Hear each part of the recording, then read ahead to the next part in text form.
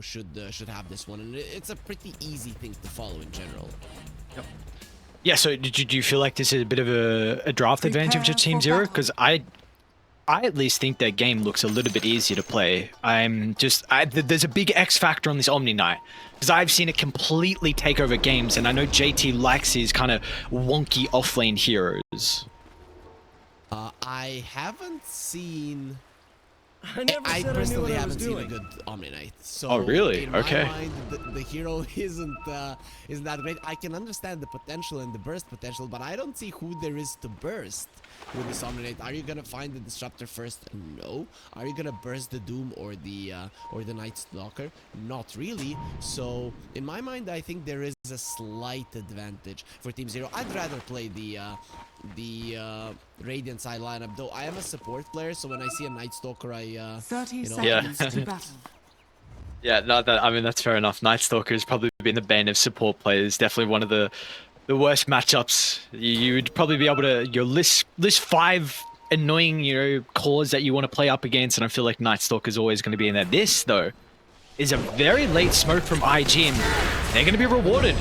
A big kill onto YSR. It looks like nothing is... Boca got... I don't know if that was a blood grenade that actually ticked him out in the end. Unfortunately, nothing to say. Doesn't secure first blood. Regardless, though, G2.iG will strike first in game 1. Yep, they got their first blood. I mean, Dragon Knight is the type of hero that... Sure, if you get the first blood, you're gonna get your bracer, but it doesn't really change much. The Coddle won't be pushing you out of the lane anyways. Imagine how fast forward 7E kills. Nothing to say. I would be very surprised if that happens. So nothing to say is still gonna be relatively fun. Let's not go there. In this game.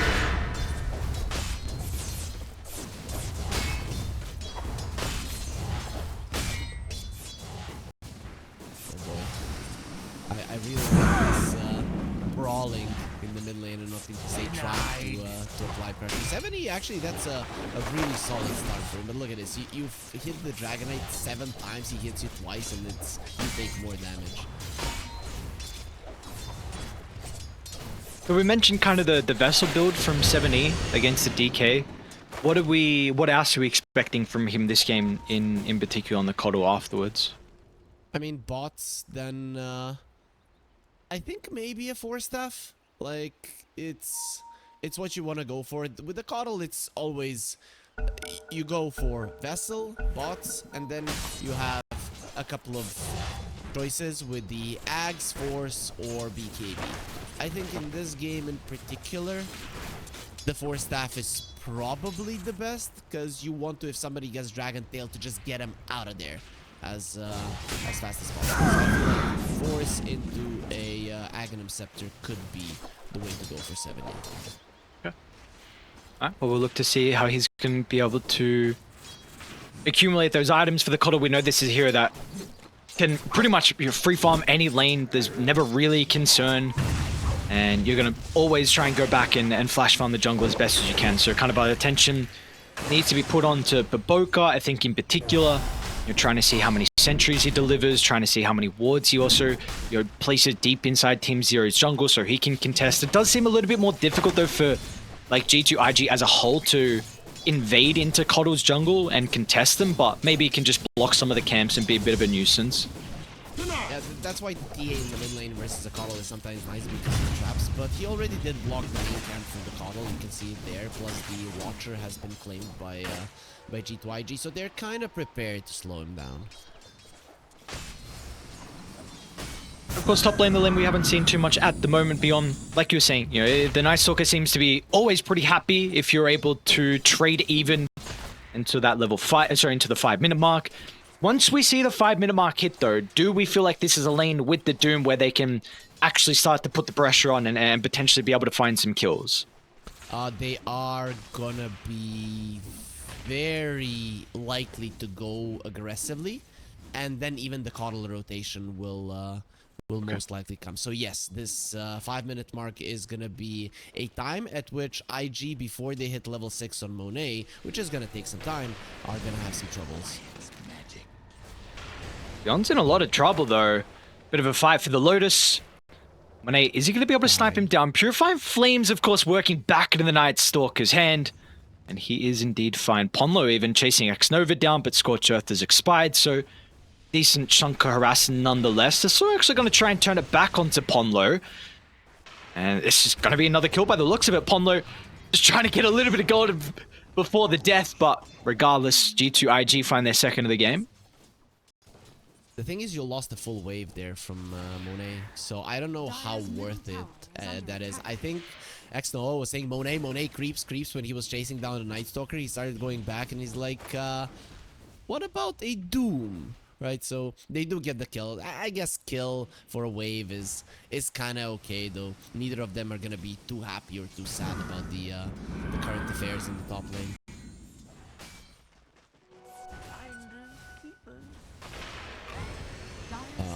You're gonna be too sad if you die right now. Beyond, you have to be somewhat careful. I'm really liking the G2.iG are applying pressure right now. If Beyond is low HP when the nighttime comes, then obviously you're not gonna be able to do much. But that's why you bring a Salve. What's going on mid lane? What's 70 doing dragging the wave? I mean, like, he's being chased down by the Dragonite. This is it, right? The DK doesn't care about your harassment whatsoever. Even the Illuminate connecting doesn't really mind it. So he's just literally running towards 7E to Dragon Tail him and then deny a lot of creeps. So 7E is pulling the creeps to the side and going for it. I still cannot believe that they didn't unblock the camp. This is gonna allow the Dragonite to get an even bigger advantage on the Coddle. Hopefully 7 is asking for a sentry. And he does actually have one coming out in the courier now, so we'll be able to unblock the camp. We do have that 5-minute mark though, so Beyond's power is going to spike up now. Bracer and a 1 coming out on the courier. Ponlo only level 2 though, so maybe with his second point in Scorch Earth, we might see if X-Nova is slightly caught out of position. You know, they're potentially able to deal with the Oracle. What did the Doom eat? So he has a Tornado. That's a solid one actually to run people down. It's not too bad. They're threatening. Look at X-Nova. I really love his positioning. He understands that he's a target. Detection? Oh, no detection. Well, they're going to try and tick Monet out. I'm actually going to go for Beyond. Hang on a second. ZZQ, he didn't show himself, and now as soon as the meld expires, he's going to pop out, get Baboka's glimpsed away from the map, but no kill. And some time expended. I guess, meanwhile, JT's just free farming bottom. You also have Baboka trying to secure a power in mid lane, so first move from Team Zero is not going to work out. But they didn't bring 7E, and I mean, he's not level 6, the Dragonite is. This is actually really good for G2.iG. Baboka. Got him. They got TPs on Radiant. They do, not going to be able to expend them. They're actually still looking to top. The ZQ is going to be able to glimpse back Monet. They're easily able to deal with the refraction, but X-Nova, I don't think it's going to be enough for the Oracle, especially not with 7E showing up. This is what you were asking for. You wanted the Coddle to rotate. We see it early on, even before the boots of travel.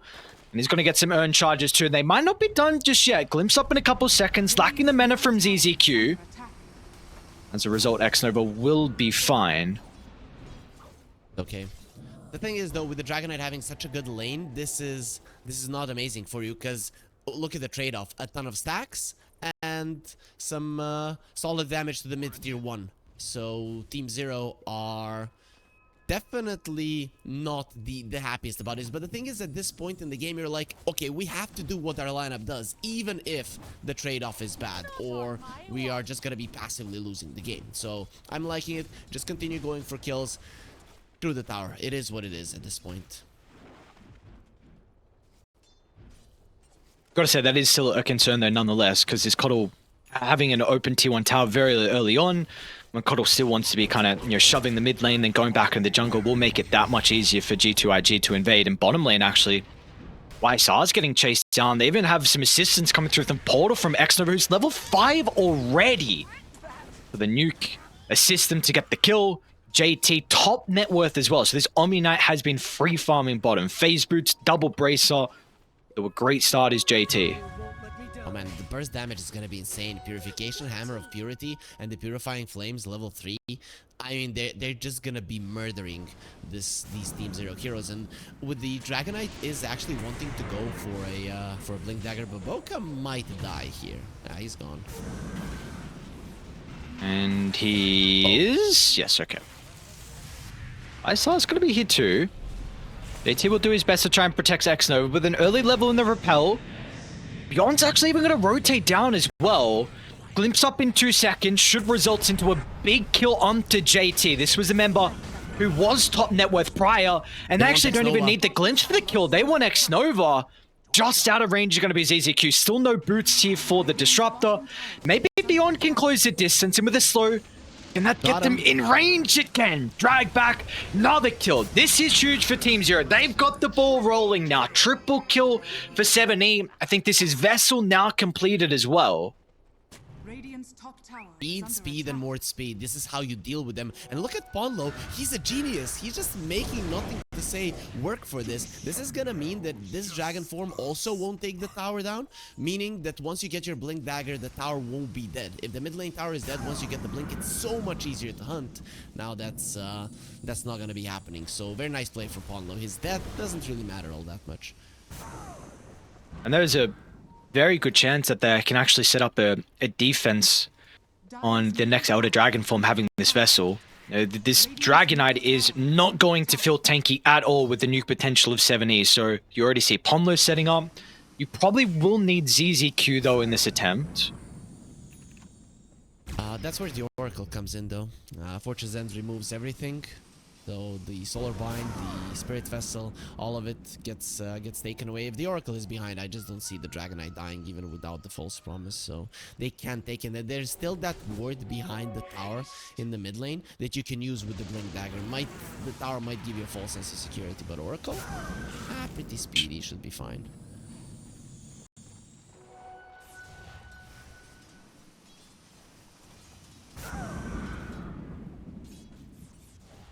Okay. Just relaxing, hanging out. They will try and smoke though, Team Zero, so we've got 70 and ZZQ in combination together. Looking to go down to YSR's lane, who does need to address the catapult wave and will do so. Dire aren't actually going to continue to put some pressure on. They seem to be aware of this move. I actually don't know if they smoked under the mid ward or not, but it's a good read nonetheless. It's weird that people are missing from the mid lane just before the Dragonite is going to go for his form for the mid lane tower. So it is very easy to read. Plus the Night Stalker ulti just came back and you are kind of aware of it even if you haven't timed it like exactly. So it was very easy for them to understand this is happening, and you just farm together. Dragonite isn't really that good of a target for Team Zero, so this is as good as it gets for IG. Plus there is a Blink Dagger now coming for the Dragonite. If I'm seeing correctly, he's hiding it on the courier, so he will once he pushes out this wave, go for a smoke with his team.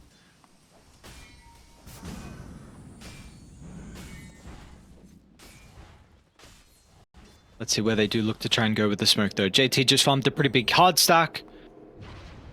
We're almost Echo Saber completed. And it will be to bottom. Looking to try and open up the map. They're going to mirror their own movement. YSR along with ZZQ looking to come top, but Monet is already vacated away, looking to try and take that ancient stack early on, which is going to get him close towards the Desolator. Gonna be doing so much damage. Bit of a freebie onto Ponlo. Yeah, it's a blink reveal. You get the Arcane rune. I don't know if I think he did actually use Arcane with the Elder Dragon form, so much lower cooldown. And it looks like the tower will go down. So the trade's going to be there though, Team Zero. They take top. They lose bottom though, so in general this is not good for Team Zero. You're now going to be dealing with the entirety of the bottom map open, with the Dragonite having a Blink Dagger and so much burst potential on the supports. Now it's survival mode for Team Zero, and also it is daytime. During the night you have the vision, but during day you are just going to be hunted. So a lot of teams have been using most of their smokes between the 12 and the 20-minute mark, and I think that's what IG should do right now. With the current state of the game, they could elevate their lead to a point where it's very hard for Team Zero to fight. So I'm actually curious to see how Team Zero are going to approach this. In my mind, they need to smoke and go really aggressively. themselves. It's like the only thing you can do in this point. If you go and farm, you will get punished in the next couple of minutes. They're gonna make an attempt onto JT. Because EZQ's just gonna see him sending. Oh, the static. Oh, the timing. It's not good enough. And JT glimpses are gonna be. No, not there. Okay. Ooh, close Yes. though. That almost connected, but JT is out. I really liked, the new debuff immunity. I haven't really watched the disruptor all that much. We saw it with the Kunkka X happen a lot of times, that people just get pulled back out of the fountain. But Glimpse is another tool that allows you to deal with debuff immunity. Look at G2.iG. It's actually a triple smoke through the portal. Those supports are going to be playing with nothing to say. Radiant are kind of clumped up, and I guess no Dark Ascension means they probably aren't going to look to try and take this team fight. Good ward though. Great healing. I'm say he's going to jump over. Ah, it's just so much damage. And this is before the sharpshooter break as well. The kill from 70 and the pushback as well. Are they actually going to be able to keep Beyond alive? It's not enough. X-Nova snipes him down. Nice movement from the boys on Dial. That was actually pretty close. That great healing Lotus really coming in handy. 400 HP is nothing to laugh at, but you got the hero. And you still have 35 seconds before nighttime, but I'm pretty sure that even when nighttime comes, they are going to be going aggressively. They have very aggressive hunting wards around the map. If you look at G2.iG, these are all wards that you're going to be getting kills on. Quite deep ward on the top lane. On the top lane, literally, and then you have one in the river if anybody wants to go for runes, and then you control the bottom jungle. Anywhere where you want to farm a little bit more aggressively on zero, you're gonna get caught. Radiant's bottom tower is under attack. Are you a bit concerned how much G2.iG are getting out of this second daytime though?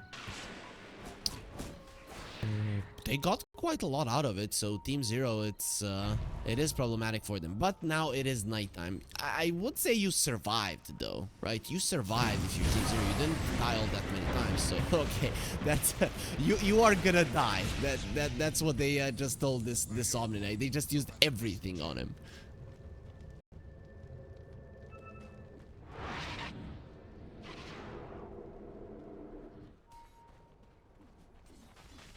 Nothing to say. He was so close to death. Dire's middle tower is under attack. He's gonna be targeted by Erika here, and you have the night vision. Nothing to say. He needs to run. Dire's middle tower is under attack.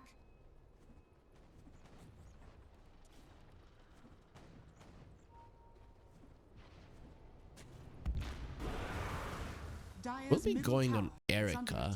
No, they actually decide against it. Smart choice. That could have been quite dangerous if you go for it. Plus your Dragon Knight just hit level 12, so you do have the farm potential to just do whatever the hell you want.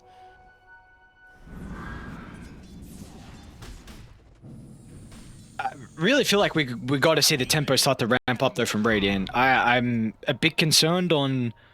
Of course, it was just daytime, so that that's a big thing. That was a big thing that was preventing you from utilizing this boots of travel and utilizing the vessel from the coddle. But this is something you spoke about. You disrupt that you want to be running at people. You want to be getting these kills, and they only have 5 at the moment. So have they got any smokes? I don't see any, unfortunately. So maybe it's a little bit difficult for them to be able to put themselves in position to take fights. But I don't. Do you want this slow game for them? Because I feel like this is not where their lineup thrives in. No, but the thing is, they have a bit of an understanding, right? You saw how they used every single spell on that Omni Knight. They just want to get the first kill and then go for bonuses. Unfortunately, G2.iG, or unfortunately for them, they warded really well and prepared themselves for these things so that when one hero dies, the other ones get out. And that's how you deal with the Disruptor lineups. If you cannot prevent that first kill from happening, and versus a Doom, Static Storm, Coddle, you pretty much can't. That's where you just make sure that everybody else can run away. So G2.iG have been doing a good job in general, preventing them from giving away that bonus kill.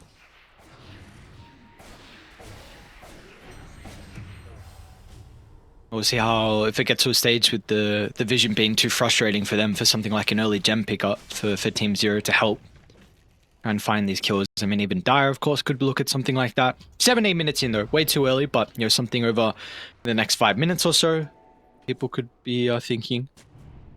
I think that's a good read. You get the gem here, it's so huge for Team Zero that you take away the vision of G2.iG. And I still have this great lane ward. DZQ's the only one near him. He's gonna drop a static storm, but is it actually gonna be enough to protect him? JT in with the burst damage, and now ZZQ. Wait, Monet actually gets a little bit stuck in the tree line. It's not gonna matter though. A kill, Dark Ascension use, and this is just a free roast. There's no way you're gonna contest this on Team Zero. Yep, without the Dark Ascension, you can't do anything.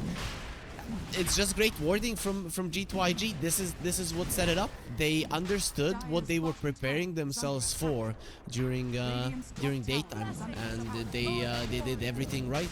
Plus also JT now with the Augment is doing so much damage. Has the Echo Saber and the Shard. You just come to somebody and you take half, even maybe 60-70% of their HP away. Yeah, I've seen kind of two builds at the moment on Omni. Some go this year, Ag Shard Echo into the Kanda. I've seen Force on Mouse. He honestly just really likes Blink BKB. He goes Shard as well, but we'll see. JT, he goes like BKB second item top lane. Another free kill. I'm getting concerned because you just did nothing with that nighttime on Team Zero, and you have Aegis now. As soon as it's about to turn to daytime, the map is going to disappear. You're going to lose objective after objective. This tier 2 is going to fall. You're going to lose your Tormentor. IG might even be able to stick around and trap the area so you can set up for the next Wisdom as well. They got outmaneuvered completely. The gold lead isn't all that high and problematic, so Team Zero still have the Luna to fall back on. But a lot of their early game, you know, with the Coddle, with the Disruptor, has been taken away. Still, you have the later portions of the game, Luna, Night Stalker. You are gonna have better vision. There's still squishy supports on the side of G2.iG. The game isn't over, but it is definitely in a much better spot for IG. Radiant's top tower is under attack. There's easy TP out, bottom lane. YSR shows very aggressively at the face of the tier 2 tower. And he's actually going to continue to farm the area. They'll start to TP into the outpost. It will take quite some time. Nice Manta. Well done. Very ready for that. They're coming though. Baboku's going to try and scurry to close the distance, but he'll be a little bit too slow. And actually Radiant feeling like maybe if G2.iG go a little bit too far, they can take the fight, and they're actually going to smoke at them. That's a smart move, because G2.iG now are going to want to disperse, catch all of the stragglers. Do they read this? JT's already out, not going to try and finish the catapult. Monade's going to start to walk down the stairs. They've got a pretty good scan. Doom's going to be there from Ponlo. And with a Glimpse drag back, this is a great way to start the fight, and they need more though. Beyond Dark Ascension activated, it's going to be able to give them the vision to try and deal with the other members. They need YSR to be able to get the damage out onto Monet as well. They've been able to deal with the refraction. Now they can turn. X-Nova, he's going to be ready to keep Monet alive for the first life. False Promise committed. And this is a fight you want to take now on Team Zero. YSR thinks so.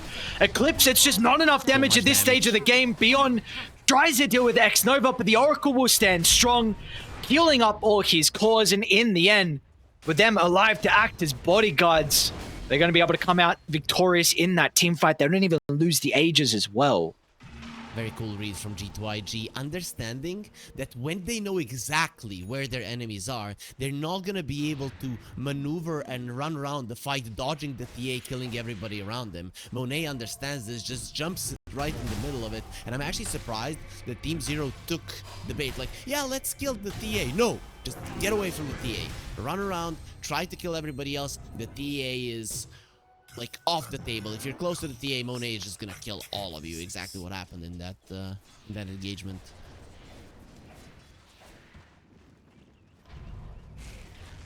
It did nonetheless seem like a pretty good way to start for Team Zero, where you commit and kill the Omni Knight, a very valuable hero on Dire.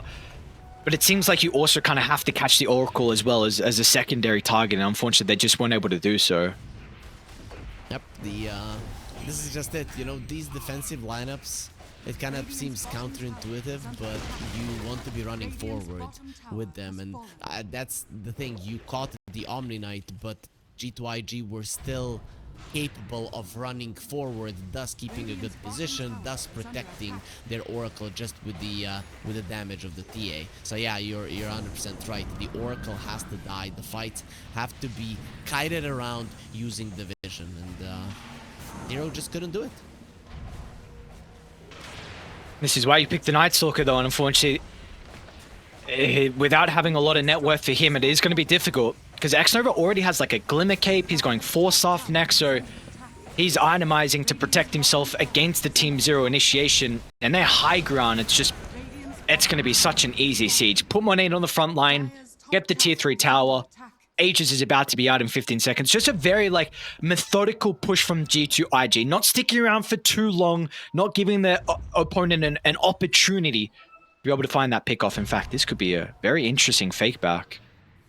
Yep, you want to get that lane of Rax before the next nighttime. That's gonna give you wow. such a huge advantage. Oh, that's such a cool jump, but he got the 4-staff. Was able to get back to the tier 4 towers at least, but he might still go down. The damage from Monet. They're gonna buy back, but will they be victorious in the end? The glimpse is there. They'll send Nothing to Say straight into the beams. As now onto the backline as well. They're doing an important job to try and deal with the supports, which should enable the kill into Nothing to Say, right? But no! The silence wore out from Xnova. The Night Stalker wasn't able to stay on top of the support. And now Nothing to Say recognizes he can jump back in and die back on the Disruptor. And they have no response to G2IG in this game 1. Oh, Monet is doing way too much damage. This TA pick changed everything because you have physical burst, right? And then Team Zero, they think they can run in and suddenly they get destroyed. And I'm loving what G2IG did. Team Zero also here understanding you lose that lane of Rags, the game is probably over before nighttime, and they're still gonna try, but I think G2IG got literally everything they ever wanted. Luna? Ooh. Uh-oh. Alright. GG. G2IG not messing around. They learned a lot off that previous defeat from Team Zero, which was the team that knocked them down to the lower bracket, but you know, they toppled LGD in convincing fashion. They toppled Dark Horse in convincing fashion as well.